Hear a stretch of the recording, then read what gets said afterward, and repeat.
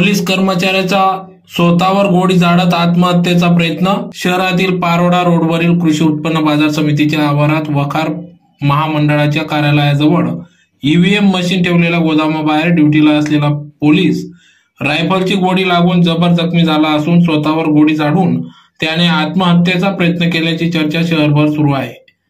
हा अपघात आहे की आत्महत्या आहे हे अजून कळलेले नसल्याने या घटनास्थळी पोलीस अधीक्षक श्रीकांत दिवरे यांनी या ठिकाणी पाहणी केली। तर जखमी पोलीस सध्या बोलण्याच्या स्थितीत नसला तरी गोळी लागल्याने जखमी झाल्यावर त्या पोलिसांनी त्याच्या मुलाला फोन करून घटनेची माहिती दिली असल्याचे समजते। तर मुलाच्या म्हणण्यानुसार बंदूक साफ करताना अचानक गोळी सुटल्याने वडील जखमी झाल्याचे त्याने सांगितले। सूर्यवंशी यांना रुग्णवाहिकेद्वारे तात्काळ शहरातील सेवा रुग्णालय येथे दाखल करण्यात आले असल्याचे समजते। तर सदर घटनेबाबत पुढील तपास चालू असल्याचे समजते। तर सध्या सूर्यवंशी बोलण्याच्या स्थितीत नाहीत, त्यांना त्वरित जिल्हा रुग्णालयात दाखल करण्यात आले आहे।